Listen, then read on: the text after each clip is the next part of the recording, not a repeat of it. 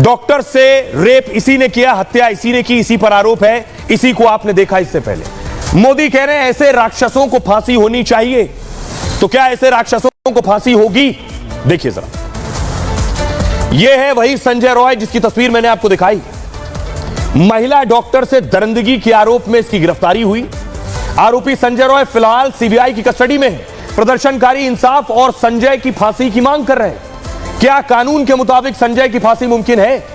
संजय पर हत्या की धारा बीएनएस 103(1) लगाई गई, यानी भारतीय न्याय संहिता 103। पहले यह धारा को आप कहते थे आईपीसी की धारा 302, यानी मर्डर पर लगती थी, अब वो 103 हो गई। इसमें दोषी को फांसी या उम्र कैद का प्रावधान है। तो हां, कोलकाता में डॉक्टर के हत्यारे को फांसी की सजा हो सकती है। इस हिसाब से दोष सिद्ध होने पर इसे फांसी होगी। संजय रॉय पर रेप की धारा 64 के तहत भी केस दर्ज हुआ है। इसमें 7 साल से उम्र कैद तक का प्रावधान है। संजय पर रेप के साथ ही बेरहमी से हत्या का भी आरोप है। मतलब कानून के मुताबिक फांसी की सजा संभव है। फास्ट ट्रैक कोर्ट में जल्द फैसला और फांसी हो सकती है। संजय रॉय न डॉक्टर है, न छात्र है और न पुलिसकर्मी है। लोग हैरान है फिर सेमिनार हॉल में दरिंदा कैसे पहुंच गया, दरिंदगी की। दरअसल संजय पुलिस के साथ वॉलेंटियर के तौर पर जुड़ा हुआ था। 5 साल से काम कर रहा था। पुलिस से अच्छी पहचान थी इसकी। पुलिस की टी शर्ट और टोपी पहनकर घूमता था। अस्पताल के हर इलाके, हर विभाग में बेरोक टोक आता जाता था। 33 साल के संजय की सैलरी हर महीने 12,000 की थी। शक है कि नशे और सेक्स रैकेट से भी जुड़ा हुआ था। यह शक। दावा है कि वारदात के दिन वो पहले रेड लाइट गया था। उसके मोबाइल पर अश्लील वीडियो और मैसेजेस मिले। उस पर नशा और हिंसा करने के भी आरोप लग चुके हैं। इसी वजह से उसकी 4 शादियां टूट गई हैं। अब आपको सुनवाता हूं, प्रधानमंत्री नरेंद्र मोदी ने लाल किले की प्राचीर से भी आज ऐसे राक्षसों की फांसी की बात की। और मैं आज लाल किले से फिर बार एक अपनी पीड़ा व्यक्त करना चाहता हूं। एक समाज के नाते हमें गंभीरता से सोचना होगा कि हमारी माताओं, बहनों, बेटियों के प्रति जो अत्याचार हो रहे हैं, उसके प्रति देश का आक्रोश है, जन सामान्य का आक्रोश है। इस आक्रोश को मैं महसूस कर रहा हूं। इसको देश को, समाज को, हमारी राज्य सरकारों को गंभीरता से लेना होगा। महिलाओं के विरुद्ध अपराधों की जल्द से जल्द जांच हो, राक्षसी कृत्य करने वालों को जल्द से जल्द कड़ी सजा हो। वो समाज में विश्वास पैदा करने के लिए जरूरी है। मैं ये भी बताना चाहूंगा कि जब बलात्कार की या महिलाओं पर अत्याचार की घटनाएं घटती हैं तो उसकी बहुत चर्चा होती है, बहुत प्रचार होता है, मीडिया में छाया रहता है। लेकिन जब ऐसे राक्षसी मनोवृत्ति व्यक्ति को सजा होती है तो वो खबरों में कहीं नजर नहीं आती है, कोने में कहीं पड़ा रहता है। अब समय की मांग है कि जिनको सजा होती है उसकी व्यापक चर्चा हो, ताकि ऐसा पाप करने वालों को भी डर पैदा हो कि पाप करने की हालत ये होती है कि फांसी पर लटकना पड़ता है।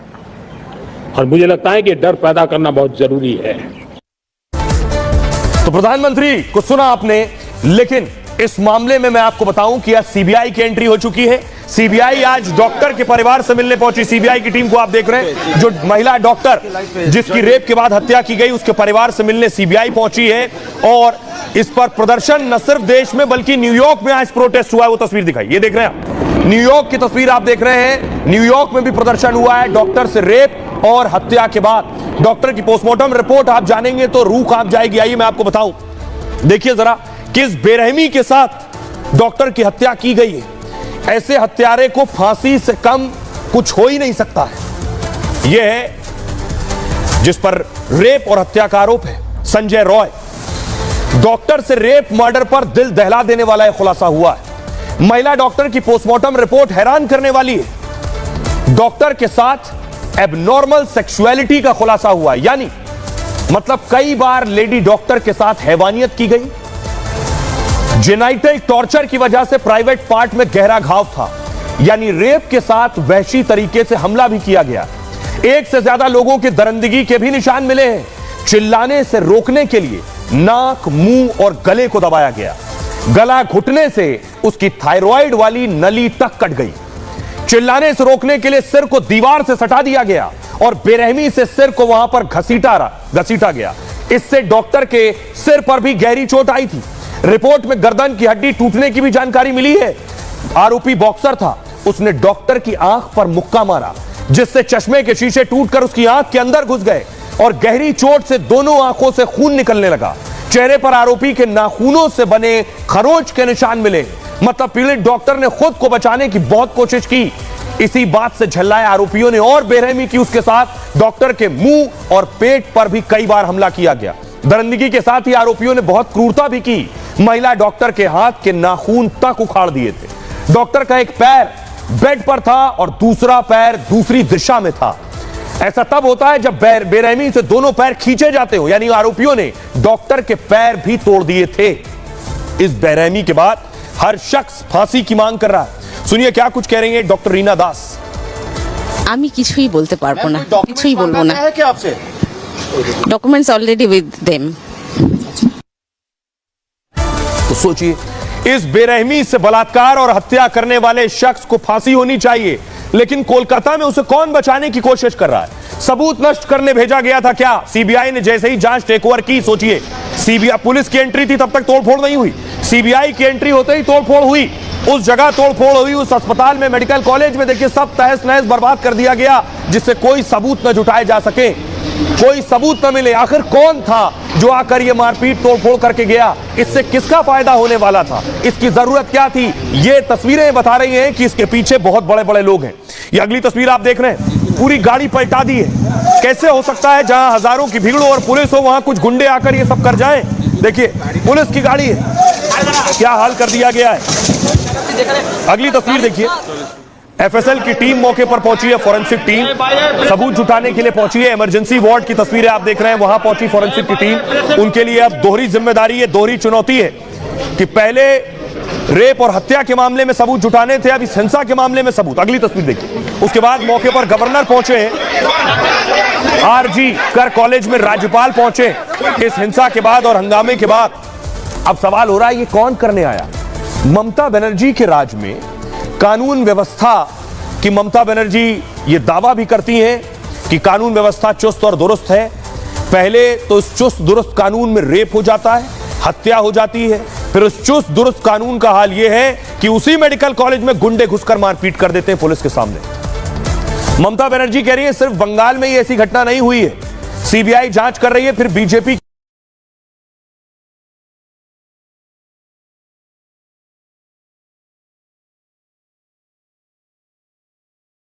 वो खुद को दुनिया की सबसे शातिर इंसान समझती हैं और मानती हैं कि लोग उनके ये प्लान समझ नहीं पाएंगे।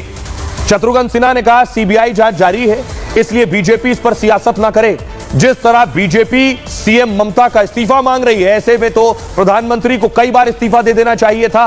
अमित मालवीय ने कहा ममता के इशारे पर पुलिस ने पहले ही सबूत खत्म कर दिए थे, जो बचे तो उन्हें भी दंगाइयों ने साफ कर दिया है ताकि सीबीआई किसी तरह दोषियों तक ना पहुंच पाए।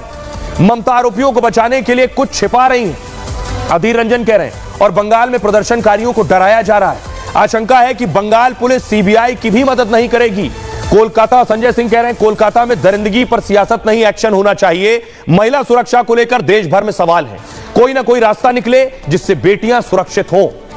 सुनिए जरा सियासतदान क्या कह रहे हैं। আমি ছাত্রছাত্রীদের কোনো দোষ দিচ্ছি না, বহিরাগত কিছু রাজনৈতিক লোক যারা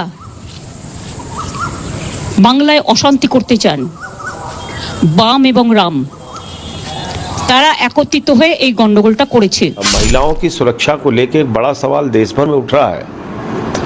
इसको मैं समझता हूं कि सख्ती से इससे निपटने की ज़रूरत है और कोई ना कोई रास्ता तो निकालना पड़ेगा जिससे कि हमारी बेटियां, हमारी माताएं, हमारी बहनें सुरक्षित रह सकें। लॉ एंड ऑर्डर स्टेट का काम और स्टेट को प्रोटेक्ट करना न सिर्फ दिखना चाहिए, महसूस होना चाहिए, उसमें कमी रही है। पश्चिमी बंगाल सरकार की और पुलिस की इससे ज़्यादा क्या शर्मनाक स्थिति हो सकती है कि हाई कोर्ट के निर्देश पर ये मामला सीबीआई को सौंपना। मेडिकल कॉलेज के अंदर घुस के तोड़फोड़ किया, डॉक्टरों को मारा, नर्सों को धमकी दी गई और पुलिस चुपचाप बैठी रही। पुलिस खुद जाके बाथरूम में छुप गई। कोई मोरल राइट नहीं है कि सरकार सत्ते पे बने रहने का। कहा जा रहा है, ऐसा लग रहा है कि होश कहीं खो गया और सिर्फ जोश को सामने लेकर लाया जा रहा है। इस तरह से बातें कर रहे हैं। ममता बनर्जी को इस्तीफा देनी चाहिए, लेकिन अगर मैं कहूँ तो फिर माननीय प्रधानमंत्री को तो कितनी बार इस्तीफा देना चाहिए था। अपने यहाँ जो गलतियाँ हुई हैं, जो उनके चहेते लोगों द्वारा गलतियाँ हुई हैं, उनको तो पूरी तरह से छिपाने में लगी हुई हैं। और अब जब सीबीआई ने केस को टेक ओवर किया है तो वो इस तरह से कि 3 दिन में होना चाहिए, 2 दिन में होना चाहिए कह रहे हैं, ये उनको शोभा नहीं देता है। भाजपा का स्टेट में और पहले लेफ्ट का स्टेट में कोई चीफ मिनिस्टर इतना एक्शन ले नहीं, विक्टिम का घर में चला नहीं गया। ममता दीदी ये करता है। गवर्नमेंट बहुत स्ट्रॉन्ग एक्शन ले रहे हैं। तो ये बंगाल का हाल आपने देख लिया है। सियासत भी खूब हो रही है, लेकिन सवाल ये है, जिस डॉक्टर के साथ बेरहमी से हत्या करके, बलात्कार करके उसकी साथ बर्बरता की गई है, उसे इंसाफ मिलना चाहिए और एक कड़ा संदेश जाना चाहिए। ऐसे हैवानों और राक्षसों को वाकई सजा